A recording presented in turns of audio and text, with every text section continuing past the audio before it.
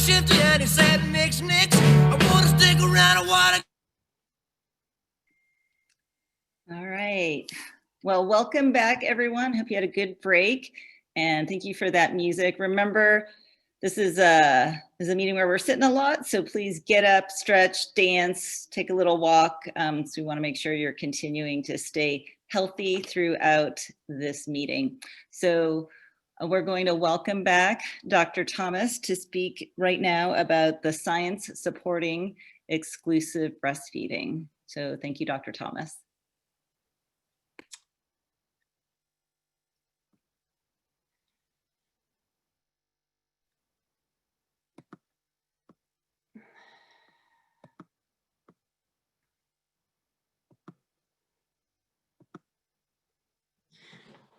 All right. This one doesn't have my disclosure about being a owner of the Green Bay Packers, which is something that happens here in Wisconsin. The Packers are owned by the state, which is awesome. And every once in a while they want to do something and they say, hey, we need some funds. And then we pretend we're shareholders and we give them money. I am one of those people. I am totally happy giving the Green Bay Packers money. So I'd like to talk a little bit about the science behind exclusive breastfeeding. That's going to be really our goal in the next 10 years for Healthy People 2030 is to meet the goals set out for exclusive breastfeeding in the hospital, exclusive breastfeeding at 3 months, and exclusive breastfeeding at 6 months. And I already showed you sort of where Nevada is. You guys aren't in any worse shape than anybody else is. We have a lot of work to do over the next 10 years, and pediatricians have a really important role to do that. So this is one of my favorite slides to show. And then I have boys, and my kids were like, the thing on the right is gross, which I had never considered. But this is formula under a microscope. This is breast milk under a microscope. This is really the baby's first introduction to individualized medicine. There are tons of white cells, tons of bacteria, tons of different things that fight infection, fight inflammation, and we are working to try to get those ingredients in human milk, but really a lot of these things, or in formula, I'm sorry, a lot of human milk ingredients into formula, but a lot of those things are not going to make it into formula, and we really want the babies to have all of the protections that breast milk give them. Infection protection is really one of the things that the breast was designed to do. So the breast is an organ of nutrition, and I think that's the way we typically think about it. But what if the breast was really an organ of the immune system? In embryology, skin glands with protective infection-fighting effects, they're very common. And the mammary gland evolved from a mucus-secreting skin gland, which would then help protect the skin of a newborn, even if the newborn was an egg. So I'm going to use 2 ingredients in human milk to sort of illustrate the fact that the infection-fighting properties of the mammary gland were the first things that evolved. So there, we're going to look at the mucus secretion of xanthine oxyreductase, and we're also going to look at lysozyme. Lysozyme is a hot topic now for research to try to get this into infant formula. It's an antimicrobial, it's an anti-inflammatory, anti-infective. It's really an important ingredient to get into the newborn. So we find xanthine oxyreductase and lysozyme, and we find those in mammary cells. Xanthine oxyreductase, as well as being an important part of the innate immune system, is also crucial in milk fat droplet secretion. Lysozyme is this potent antimicrobial, but it also evolved into alpha-lactalbumin, which is a nutritional whey protein that is unique to the lactating breast. So these ingredients have 2 roles. One is protective, one is nutritional, but for both, their immune system function comes first. And so we're going to look at that just schematically. Here we have a mucus surface epithelial, and we just know that xanthine oxyreductase and lysozyme, they're there to protect the skin. As it evolves into something that looks like a skin gland, we also see that xanthine oxyreductase and lysozyme are still secretions of the skin gland that are protective. And only when we start to get something that looks like the architecture of a human breast, we are seeing that xanthine oxyreductase and lysozyme now have the fat droplet, the lactose, and the alpha-lactalbumin, and that the nutritional component really came last. So the breast is a really important part of the immune system for the baby. And one of the things that it does is it feeds gut microbes that the baby gets during the process of delivery. And so during a vaginal delivery, it's no accident that the vagina and the rectum are close together.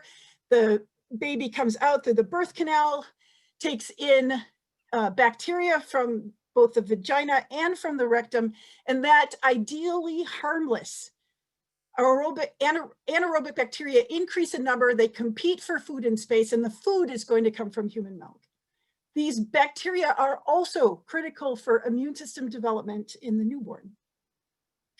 So when we look at what kinds of things impact the microbes that the baby gets at delivery, the big ones are the mode of delivery, because we have been wrestling with this issue of the babies who are born by C-section not getting the bacteria from the vagina, nor are they getting the stool bacteria that they would be exposed to during a vaginal delivery. Exclusive breastfeeding promotes the health of good gut microbes. Mom's BMI can impact the type of gut microbes are present. Turns out siblings, as usual, are sort of poopy and full of bacteria, and so it really helps the baby. And so we're going to just take a little bit of a look at the mode of delivery and the exclusivity of breastfeeding. So if the mode of delivery is vaginal, the baby's microbiota resembles the maternal vagina. And a lot of times the baby's microbiome is skin bacteria if the baby is delivered by a C-section, and it's not mom's skin bacteria, it's often the birth attendants, so us, who might be giving the baby our bacteria from our skin after a cesarean. We also know that gestational age impacts the gut composition, the microbe composition in the gut, and that preterm infants are especially vulnerable because they inevitably get antibiotics, they have a longer hospital stay, and there are immaturities of the gut and the immune system that make it harder for babies to get a healthy microbiome. So this is a study from Cork, Ireland in 2017. This actually made a lot of headlines because it showed that pumped breast milk was different than breastfeeding directly at the breast. So the benefits that the baby gets are different in pumped milk and directly feeding at the breast. And really, it wasn't, and it came off this way, like a condemnation of pumping. The pumping is still, expressed breast milk is still going to be beneficial to the baby. It's just not as beneficial as removing it right from the breast. And I'll show you a couple of reasons why. So this was a study of 192 infants in Ireland, and their mode of delivery and feeding types were looked at 24 weeks of age and sampled at multiple time frames in that time. The influence of gestational age and mode of delivery on the gut microbiota are apparent 6 months, 24 weeks after birth. The effects of delivery and exclusive breastfeeding decrease with age, but exclusive breastfeeding for more than 4 months can help correct the problems of the baby's gut microbiome from a cesarean delivery. So exclusive breastfeeding can get the cesarean delivered baby to the same microbiome in about 4 months if the baby is nursing well, if mom can provide the breast milk for that long a period of time. And we have a lot of work to do on that in the United States. Another source of gut microbes, and which is really great for the cesarean delivered baby, is that breast milk itself has hundreds of bacterial species, and breastfed infants ingest up to 800,000 bacteria a day. So after the dose of bacteria at birth, that is going to help establish the baby's microbiome, that is going to help establish the baby's immune system. Breast milk is the next source of bacteria seeding the infant gut. And what we know that breastfed infants share about 30% of their stool microbes with mom's milk microbes. So breast milk is clearly a source of probiotics for the baby, and exclusive breastfeeding really nurtures all of that to make sure that the baby's gut immune system and their immune system overall is going to be working. we don't know where the bacteria in human milk comes from. There is something, and I want to tell you about this because it's really cool. All of the imaging studies that we're doing on babies, the babies will be nursing, and at the end of the feeding, on imaging studies, you can see the ducts dilate in retrograde fashion, which looks like the baby is pushing milk back into the breast at the end of the feeding. At least that's what is initially thought. Now we know that that's the baby's saliva communicating with the maternal breast to share information about the environment. So it's called retrograde inoculation. But retrograde flow between mom and baby doesn't account for all of the diversity of microbes that the baby gets. One of the other ways is the Entero mammary pathway, which is a pathway from mom's gut to her breast, which is a really important way of generating antibodies so that the baby is protected from what mom and baby are exposed to in the environment. So that is a potential pathway for maternal intestinal bacteria to migrate to the breast. So this milk saliva communication is called retrograde inoculation. And during breastfeeding, the baby's saliva reacts with breast milk to produce some reactive oxygen species. And it also provides growth promoting nucleotide precursors. It's a really cool interaction between mom and baby at the breast. The combination produces just a stimulatory and inhibitory metabolism that regulates oral and hence gut microbiota. So the ability for mom and baby to communicate through the breast also affects the microbiome of the baby. And it's really just a unique biochemical synergism which helps the baby boost their own innate immunity. We also know that mom's BMI, if she's obese, that will influence the microbiota. How many babies she has influence the microbiota, and part of that is probably how many, siblings.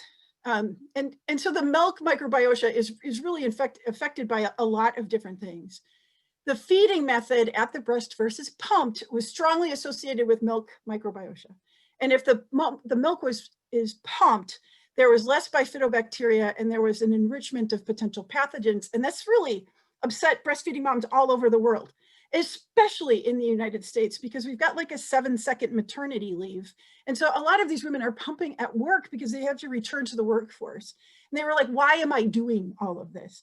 We really need to try to figure out how we're going to get babies to breast during the day if mom needs to work. Everything works better if the baby's at the breast. If mom is pumping, it is exhausting. I'm going to clearly put my own bias against pumping out there, but I hated it. And I had to do a lot of it over the course of my 3 sons. And so I think I would have been bummed out if this study had showed up and said all the work that I'm doing was not very helpful. But it's still a better liquid to give to babies, better nutrition to give to babies than anything designed to replace it. Anytime that milk goes from any other direction from the breast into the baby, changes happen. And I love it when families call my office and say, well, my breast milk is blue, or my breast milk is green or black. I had somebody on an antibiotic and it turned black. And what I have said is you're never supposed to know what color it is. If we are supporting you appropriately, that baby is nursing from the breast and you don't ever really find out what color it is. So I don't know what the color of milk suggests, but it's interesting. I get a lot of phone calls about it.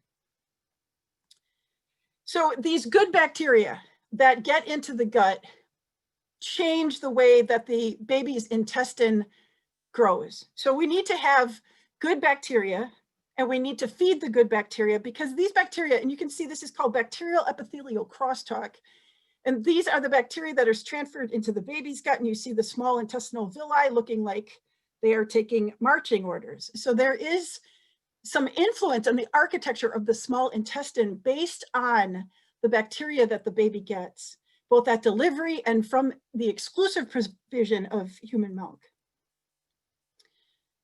So the way that our immune system usually works when there is infection, invaders, is inflammation all over the place. And inflammation in the neonatal gut is not a good thing to happen. And so the baby needs to have some modification so that we do not trigger the innate immune system if the baby has to fight infection. So our normal innate immune system is important for defense against infection because they engulf and kill microbes, but we get inflammation, we get tissue damage. So how does the newborn gut stay away from the damaged, potentially caused by phagocytes and the rest of the innate immune system? Well, one way to do this is to have a leaky gut. And we're going to use that human milk is normative, and that is the data that we're collecting is going to be normative. And so what breastfed babies do is normal. At 50 days of age, the newborn gut is not statistically significantly more leaky. At 28 days of age, the permeability of the gut is much higher in formula-fed babies. But in the first 10 days of life, the breastfed baby's gut is much more permeable. And one of the things that allows for is the passage of large molecules to go right into breast milk, rather than going through some type of transporter system to get that immunoglobulin into the breast milk. So exclusive human milk reduces gut permeability, but not right away. The gut of the exclusively breastfed infant is leaky in the first few days, and since breastfeeding is normal, this increased permeability is normal. Molecules can freely penetrate into the bloodstream before day 7. So this gut colonization is essential to the immune system. We're going to see that the leaky gut is essential to the infection fighting capability of newborns. But the newborn gut needs to be colonized with good bacteria shortly after birth. The immune response to these bacteria needs to lead to colonization in a microbiome that is filled with good bacteria. That allows for the development of immunologic tolerance. And then we get this crosstalk that helps organize the spatial relationships of the B and T cells, and then the cells of the gut-associated lymphoid tissue. And it's going to not lead to inflammation. So the immune system of the newborn intestine, and this is the small intestine, and this is the colon, and this is a slide that is way too busy, but I borrowed it from a friend. And really, there's a lot of defense mechanisms that the baby has against intestinal pathogens. But what I find fascinating is that there are things in maternal colostrum that are being transferred to the baby's gut and then turn out this wonderful cascade of events for the baby's immune system. So in this one, it's called the isolated lymphoid follicle. It is a component of colostrum. The baby transfers it into their gut. It gets into the lymphatic system, and then it goes to the bone marrow, and we get maturation of T and B cells in the thymus. What we get is our famous sale signs. But we see that human milk, the immune properties of human milk are priming resting cells. And then the T cells and B cells that develop in the gut-associated lymphoid tissue are sent to the thymus, and we will see that breastfeeding, because of this activation, will have a thymus that is 2 to 4 times the size of that of a baby who never receives human milk. This is another busy slide, so I do this for myself, a little red dot down here. But babies at birth have very little immunoglobulin. They have immunoglobulin G that cross the placenta, but immunoglobulin A and immunoglobulin E and immunoglobulin G are negligible at birth, and these first couple of weeks are just really important for the programming of the baby's immune system. And this is it's called secretory IgA. It is a unique form of immunoglobulin A that is found in human milk. And it's got this J chain on it, which allows this antibody, this immunoglobulin, to be into the baby's stomach without being digested by gastric acid. So it's a very special antibody that is created through the enteromammary pathway. So this IgA secreting lymphoid cell originates in mom's gut and then carries information about what is happening in her environment through the enteromammary pathway. It goes to these milk-producing cells called lactocytes, and it comes out as the secretory IgA with the J chain, which allows it to bypass digestion in the stomach. And that way the baby is receiving personalized medicine. This baby is getting an immunoglobulin A to whatever is being that the mom's gut has seen and that the enteromammary pathway can create as a way of helping the baby stay protected against external pathogens. I can't show this for very long because most pediatricians are like, stop, because these babies are wrapped like burritos and on their belly. But one of the reasons that we don't want babies hanging out like this anymore is because of secretory IgA.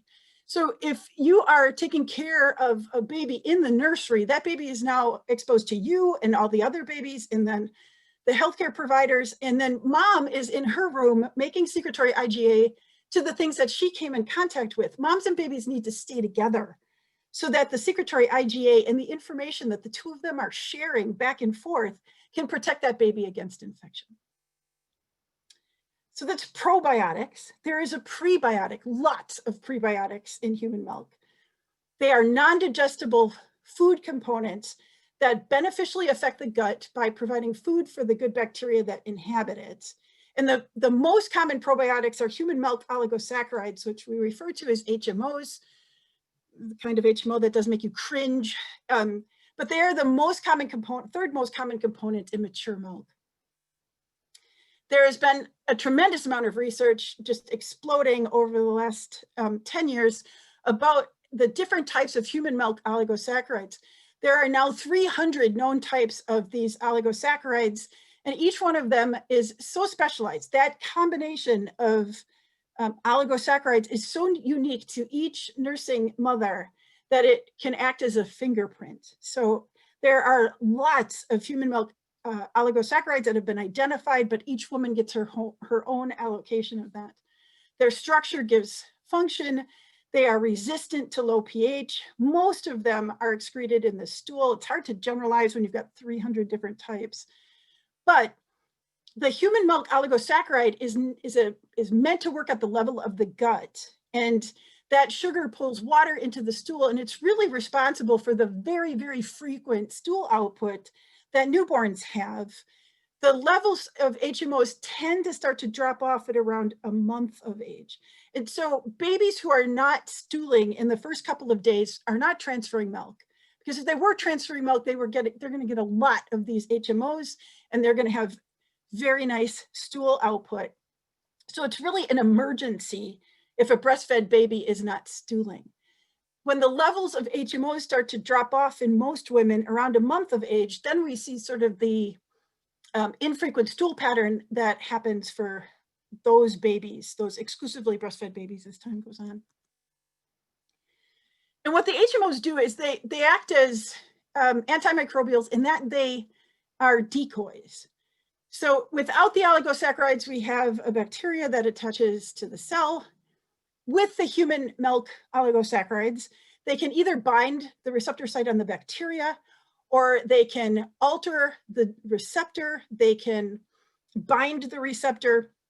And so what happens in either case is that the bacteria doesn't attach, and there is no inflammatory response because the bacteria was not allowed to land on the epithelium.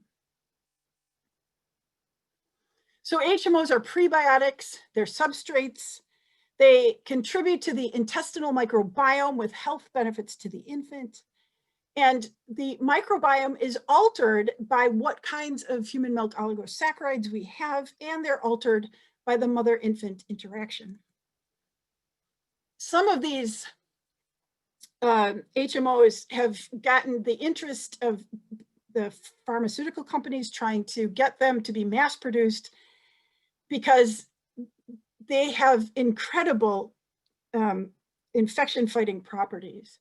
So 2-fucosylsialactose can fight E. coli. We have another one that can fight E. coli. Dr. Bode from UC San Diego has found ones that will attack group B strep. This one in rodents shows that it could bind a toxin that is implicated in necrotizing enterocolitis. And so we're seeing that a lot of the benefits that we have noted all along for exclusively breastfed infants are really a function of the HMO composition that the moms have. So they act locally. They are immune system mediators and modulators, and so many of the ingredients in human milk that provide nutrition are either anti-inflammatories, antimicrobials, or both. So many of the ingredients in human milk serve dual purposes or many more purposes than just two. So the HMOs can act locally on the cells of the gut-associated lymphoid tissue. They can prevent the growth of group B strep and E. coli. They can help influence lymphocyte maturation, decrease cytokine production, block inflammation from macrophages, and may prevent allergy. They have an incredible variation in things that they can do for the health and well-being of our patients. So if we get good bacteria, and then we feed the good bacteria, and then we put in some oligosaccharides, is that going to work? So we have a good bacteria, and they are fed exclusively by the HMOs. The HMOs suppress the immune response to the bacteria in the gut while participating in a host defense against pathogenic bacteria. So we don't get an inflammatory response. Is that all that's needed? Probiotics and oligosaccharides? But no, that's not how, of course not. We need more stuff to work. So the oligosaccharides are necessary, but they are not sufficient to properly colonize the infant's intestine. We know that toll-like receptors are necessary to bind the bacteria in concert with oligosaccharides, and we really need those toll-like receptors to be present. But those toll-like receptor effects are present only in the first 5 days of life. So one of the things that the CDC has asked us to do is to get our in-hospital supplementation down to 15% or less of our patient population. And at least some of that is because colostrum is so necessary for the babies to be able to create the immune system that we need them to have, especially in the time of a pandemic. We really want all of the different things that human milk brings to these babies to be able to fight infection when their immune system is not very operative. They are really borrowing the immune system information from their mom. So the toll-like receptor effect is present only during the first 5 days of life. An up or down regulation of the transcription of genes controlled by human milk is changed on an hour-by-hour basis. Any alteration in human milk or the addition of formula interferes with the toll receptor regulation, messes things with allergy, messes up the probiotic composition. We are really fighting for these babies to be exclusively breastfed. So exclusive human milk fed infants colonized with a probiotic and commensal bacteria like bifidobacteria or lactobacillus. Formula feeding can lead to more dangerous infections like Clostridia and group B strep.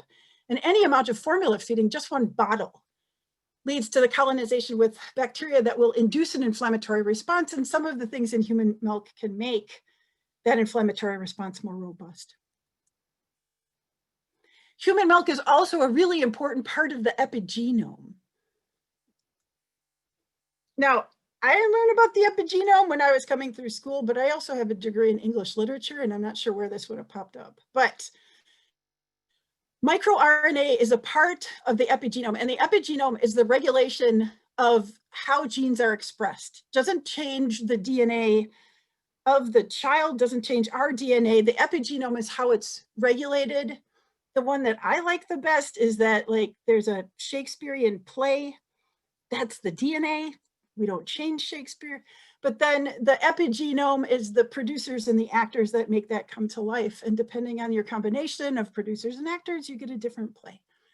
So this is, microRNA is an important part of gene expression. So typically, DNA goes to messenger RNA, you get protein assembly, and you get a protein. What happens with microRNA is that it will bind to the messenger RNA and stop protein assembly. So microRNA is a really important way to turn off some genes and let other genes be expressed and their proteins expressed. The mature microRNA molecules are complementary to one or more molecules, and their main function is to downregulate gene expression. And they act by either destroying or inhibiting the translation of messenger RNA.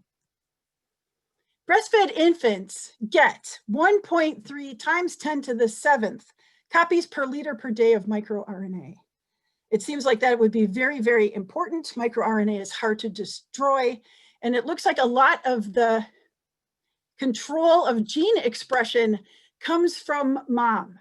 So maternal breast milk has a lot of microRNA. It's given to the baby, and the baby will use that to do certain gene expression. There's also extracellular vesicles that are found in human milk. The majority of the protein in breast milk, extracellular vesicles, map to an immune cell origin. These proteins have been described in human milk, and they may reveal new biomarkers and functional pathways. They may protect microRNA from digestion, they may not. It's really exciting to find out all of these cells that mom is giving the baby. It may also work on the respiratory tract. We know that there are stem cells in human milk, and that all of this microRNA might be working with the stem cell in the baby to help repair things that need to be repaired. So we will get cells of maternal origin and fetal origin creating a chimera, and there will be presence of low numbers of maternal cells in the offspring. And breast milk is one source of microchimerism because the cells are transferred from mom to child. The cells of maternal origin may stay in the offspring for years, and the microRNA in human milk might be helping with stem cell self-renewal and differentiation. So if you think about this, this is actually the transfer of human genetic information outside of conception. So you learn like half from your mom, half from your dad, and that's your genetic allotment. But it looks like the human milk that is provided to the babies are also providing information, and that transmission of information is happening outside of conception. So why does it happen in babies? Well, we think that the age of greatest susceptibility to potentially to the epigenetic changes happens before the age of 2, because the immune system is immature and probably unable to reject maternal living cells. There is increased vulnerability to the epigenome and to epigenetic changes, and there is increased plasticity of the human body. So this is a study that came out last year in Japan. And this is actually a randomized controlled study, and I'm not sure how they pulled this off, but they grouped 2 kids, one to be exclusively breastfed and the other to receive nothing but formula in the first 72 hours. And the babies who received a cow's milk-based formula in the first 3 days of life at 2 years of age had a higher risk of cow's milk protein allergy, including anaphylaxis. So this is really the first kind of study that shows that cow's milk supplementation can lead to issues of the immune system later on, including IgE-mediated allergic reactions, anaphylaxis. So hopefully what I'm going to share here is that we want to keep the cheeseheads getting breast milk, and we can keep the cow's milk until later on. This is very exciting because we are now applying new science to an old art. We know that the longer the babies are exclusively breastfed, the better they fight infection. And babies who are exclusively breastfed for 4 months have they have increased risk for pneumonia and respiratory infections versus those who are exclusively breastfed for 6 months. The 6 months of exclusive breastfeeding is the American Academy of Pediatrics. It is the recommendation of the World Health Organization. It's the recommendation of the CDC. And hopefully those still mean something in this day. The microbiota that the baby gets and how we nurture that impacts the immune system development. And we don't want to interrupt that process because we get resulting gut inflammation. We have to try to figure out what the role of the entero-mammary pathway is. One of the things that we think might be happening, and there's a couple of very interesting papers, is that mastitis is an inflammatory process that is mediated through the entero-mammary pathway.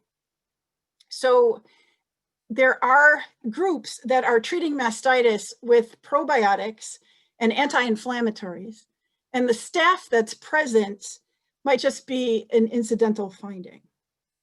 That has not taken off around the United States because it's a little harder to get people not to treat with antibiotics, but it's an interesting thing to think about, that if we manipulate the entero-mammary pathway and we use anti-inflammatories and work on the microbiome, that we can potentially obviate the need for antibiotics. And then there's really exciting possibilities if Dr. Bode's lab at San Diego can come up with ways to mass produce some of these HMOs that they're discovering. There's some therapeutic use that could be potentially in the NICU. It's all very exciting. And if you know, your moms, the moms who are doing this, they're just sitting back and lactating. Like, this is really cool to talk about, and it's so fascinating. But really, the process of getting milk into the baby is really what we have to worry about with moms. It's just important that we understand all of the different reasons that we're trying to defend exclusive breastfeeding. So this is Indiana Jones's hat, which doesn't seem to be very in place with this. But I always think about breastfeeding in the United States as being like the first scene of Indiana Jones and Raiders of the Lost Ark. You know, he's like scoops up the bag of dirt, and then he gets, you know, all sorts of trials and tribulations, and he gets to that idol. And he's going to switch the bag and the idol. And then for about 3 frames, when he switches the bag and he grabs the baby, the idol, he's about happy for 3 frames. And then the floor drops out and there's poison arrows, and then there's a big boulder, and it's like snakes. Why did it have to be snakes? And I really think that that's what it's like to breastfeed in the United States.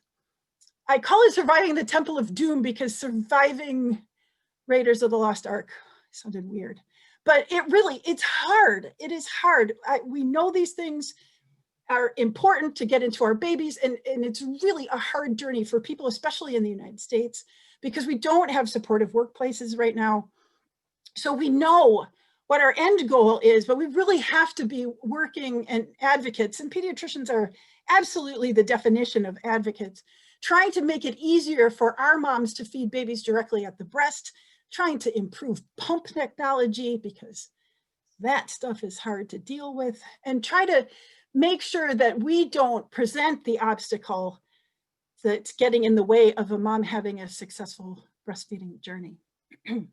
So what I do in my practice, if moms make it to a year, because I think somebody should have a party for you, if you make it to a year of breastfeeding in the United States, and I give them a t-shirt, and this is a trophy for mom. This is not for the kid, although the kid gets to wear it. But it's a trophy that says, I see you, I saw your journey. This wasn't easy, and I'm gonna celebrate this with you. And then it gives me a totally great opportunity to talk about what her plans are for breastfeeding going forward and how I can support her breastfeeding the toddler. And so it's just a nice thing. I've had families, like the father will call me and say, my wife's coming in later, you better have a shirt. And, you know, people have, it's so touching. I've been giving this out. This young lady is, she is a sophomore in college right now. And so I've been giving out these shirts for a long time. And it's really cool to see how much that it meant to the patients in my practice, because they have pictures like this from many, many moons ago to share in the significant accomplishment of breastfeeding for a year in the United States. So I would like to be able to take any questions that you have.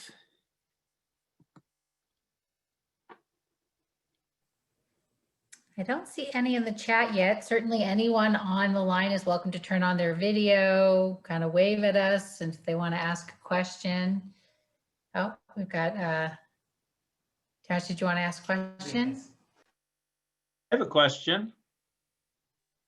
Can you hear me? Yeah, I can hear you. So now with COVID antibodies and things like that, is there anyone looking at antibodies passed from moms who have been exposed from COVID or had COVID to babies via the breast milk? Yeah, right. So there's already non-specific ways that breast milk can do this anyway. So there are lots of different ways that vitamin D fortified human milk can prevent illness in babies. Specific like HMO or specific secretory IgA hasn't been identified, but it's knowing the mechanism by which this is passed to baby, we just haven't found them. It's not that they don't exist, we just haven't found them. There's got to be 5 labs in the US looking right now for COVID antibodies in breast milk, because obviously the benefit to being able to mass produce COVID antibodies would be quite nice. But it's great to understand that the anti-infective properties of human milk are really protecting babies at a time where we're dealing with a pandemic. The other thing that's happening during the pandemic, though, is that breastfeeding rates have just crashed and burned. So we've got all of these great rates, like 80, the national rate, the last time the CDC looked, was 84% of new mothers are breastfeeding, 84%. And then during COVID, those numbers just went. So we don't actually know what 2020's numbers are going to look like. And I can tell you, even in my own practice, the lactation consultants haven't been allowed into the hospital. There's a paucity of ways to get breastfeeding help for moms. And it's been really hard to support their journey simply because of the different restrictions that COVID's placed on all of us. I have a question.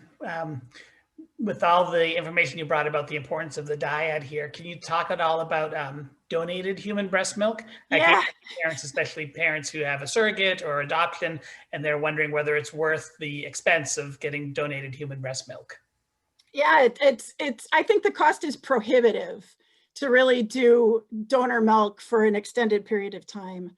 But, you know, one of the things when I start talking about the epigenome and microRNA and different things that we know that human milk can do to the epigenome, people are like, so my genetics are in my milk, and now I donated my breast milk, and what does that mean for the people who are getting my genetic information?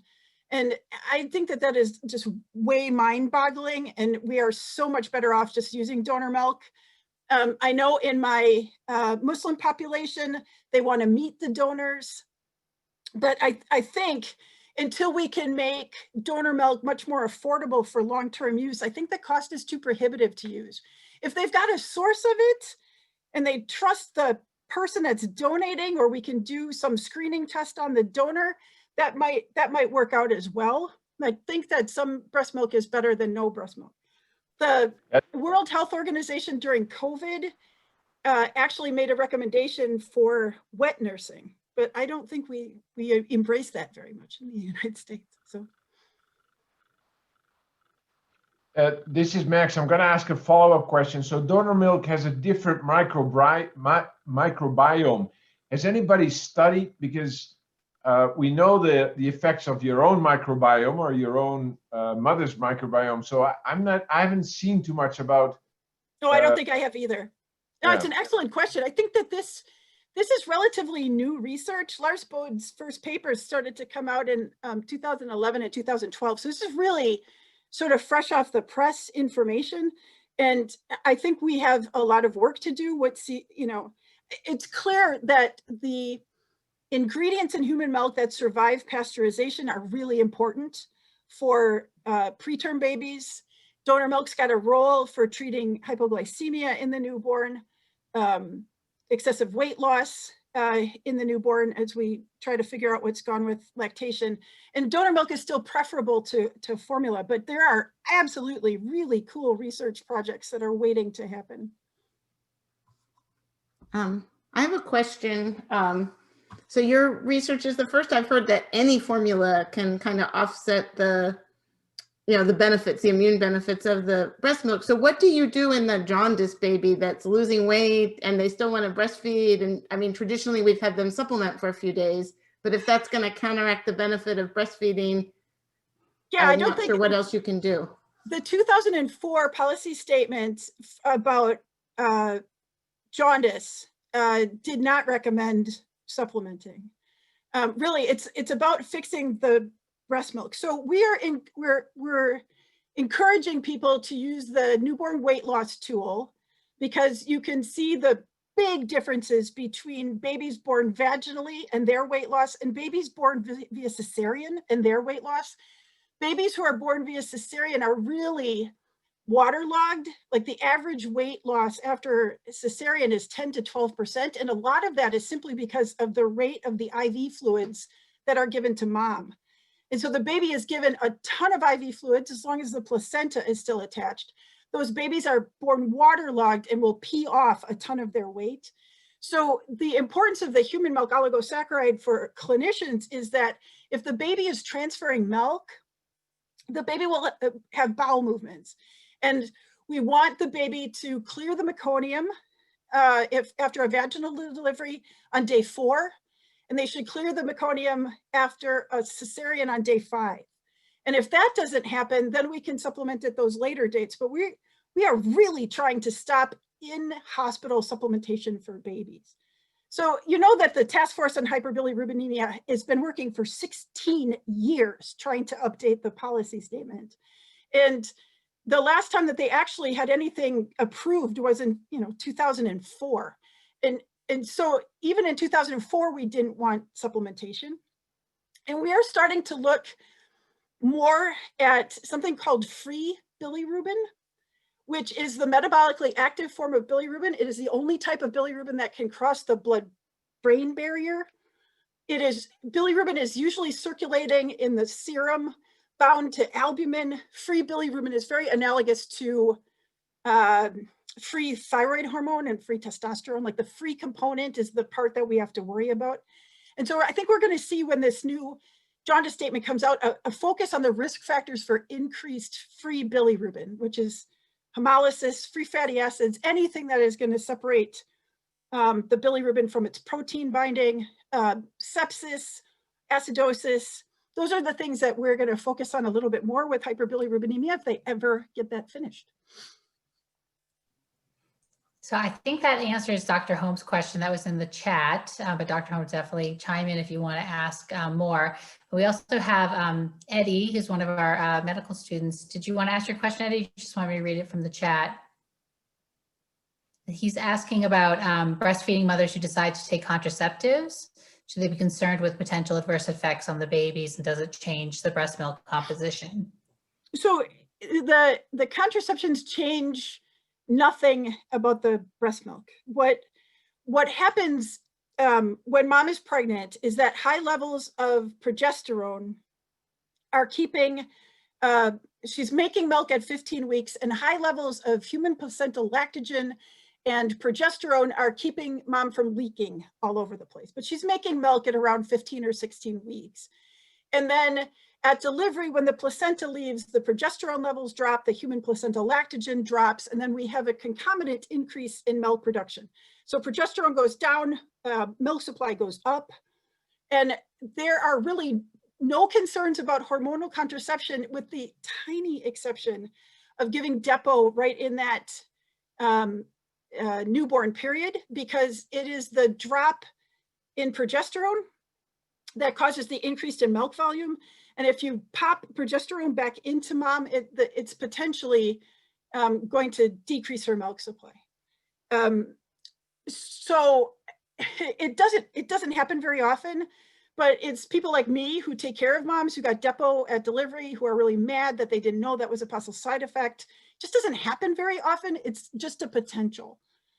Breastfeeding itself is a really good form of contraception under very, very specific circumstances. The baby has to be less than 6 months of age. Mom needs to be feeding every 3 hours during the day and every 4 hours at night, and she can't have had her first menstrual cycle. So it's called lactational amenorrhea, but it's very specific in how you do it. But birth spacing is obviously really important. Contraception is really important. If you have a mom who starts on an estrogen-containing birth control pill or a progestin only, and she has an abrupt change in her milk supply, it is worth reassessing whether or not that contraceptive played a role in decreasing her milk supply. And then you sort of need to talk to her, like, do we want to breastfeed? Do we want to try a different form of contraception? Do you want to use condoms instead of hormonal birth control? But in general, there's a really long-winded explanation to say that in general, contraceptives don't mess up breastfeeding. And it's good to have all the details. So please, anyone else who is on this call, do you have any other questions for Dr. Thomas before she wraps up her talk? I think then we are going to go into another break until about 11:20, and hopefully this time my computer hasn't crashed and I can get the music started. But this was so fantastic. So yeah, thanks for the invitation. Applause from everybody. I'm going to hold everybody to